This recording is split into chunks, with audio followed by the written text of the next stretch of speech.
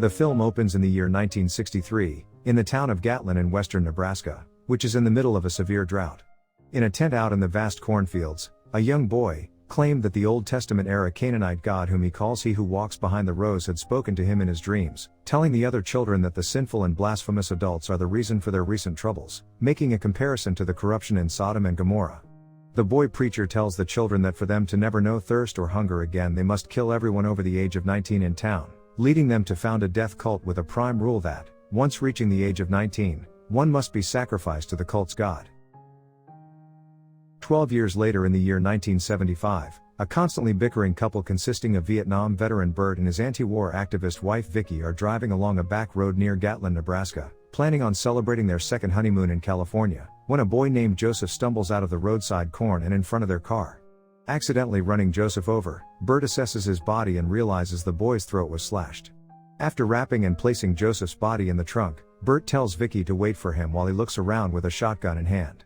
Among the corn, Bert finds Joseph's bloodied suitcase and takes it with him back to the car.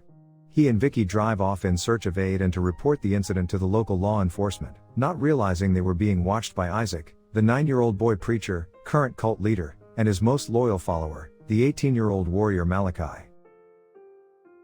After hearing a group of children giving an evangelical sermon over the radio, Bert and Vicky reach an abandoned gas station before deciding to go to Gatlin after finding the phones non-functional.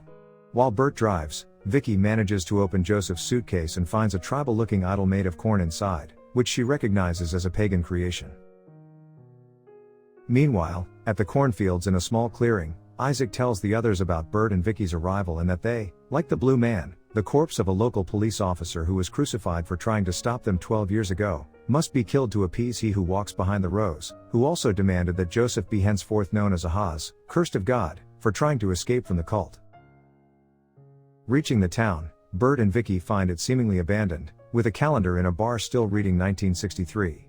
Eventually coming across a church with a sermon board dated as recently as last week, Bert goes inside to investigate, ignoring Vicky's pleas that they should just turn back and leave, while also taking her keys after she threatens to abandon him. Inside the church, Bert finds various occult drawings, biblical passages written on the walls, a larger version of the idol that was in Joseph's suitcase, and a book listing the birthdays of the town's inhabitants, including their dates of death and the names of their offspring. As Bert skims through the book, Vicky is surrounded and attacked by Malachi and several other boys. Vicky manages to kill one of them with Bert's shotgun before Malachi stabs her. Hearing the shotgun blast, Bert rushes outside just as Malachi blows the car up and has two of his boys secretly drag the wounded Vicky away. Chased by the children into an alleyway, Bert is taunted by Isaac, who throws a knife at him asking He Who Walks Behind the Rows to guide his hand, and the knife hits him in the arm. Bert pulls out the knife and breaks it, apparently unfazed, killing one of the older boys while breaking the arm of another in retaliation. Bert then runs off into the cornfields, where the children refrain from going further without either Isaac or Malachi present. Isaac and Malachi inform their group that they must sacrifice Bert in the clearing where the Blue Man's corpse is held.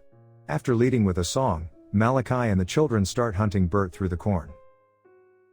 Having lost a large amount of blood due to his arm injury and suffering from dehydration, Bert has PTSD flashbacks from Vietnam. He proceeds to ambush and kills a number of the pursuing children, including Nawum, who he mistakes for a Viet Cong during his delirium. At nightfall, the children abandon the search and return to the town. They have a feast prepared by the young females, who seem concerned that Bert was not apprehended. In the fields, Bert, lost and delirious, falls unconscious from exhaustion and has nightmarish visions of all those he had killed, which ends with Vicky's agonizing screams that rouse him from the horrific dream. Sensing impending danger, he begins wandering around aimlessly, searching for the road to get away by using the starlit sky to navigate the cornfield maze.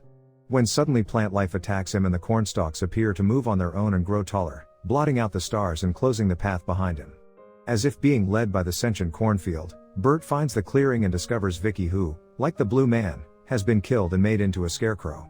Hallucinating that Vicky's dead corpse is talking to him and inviting him to join her, Bert is suddenly faced by He Who Walks Behind the Rows, briefly glimpsed as a towering blackened demon figure with two large red eyes, who proceeds to disembowel him and gouge his eyes out in a form of ritual sacrifice.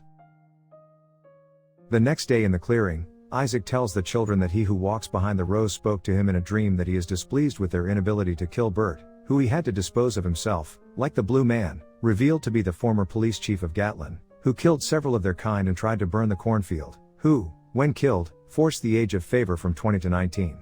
After all the children depart, Isaac stands in front of the pile of the children's bodies whom Bert and Vicky killed, and as he sets them on fire he looks at something in front of him and shouts "Scarecrow." The scarecrow is revealed to be Bert. Now a mutilated corpse hanging on another cross made from corn, next to the dead body of Vicky and the skeletal remains of the blue man/police chief.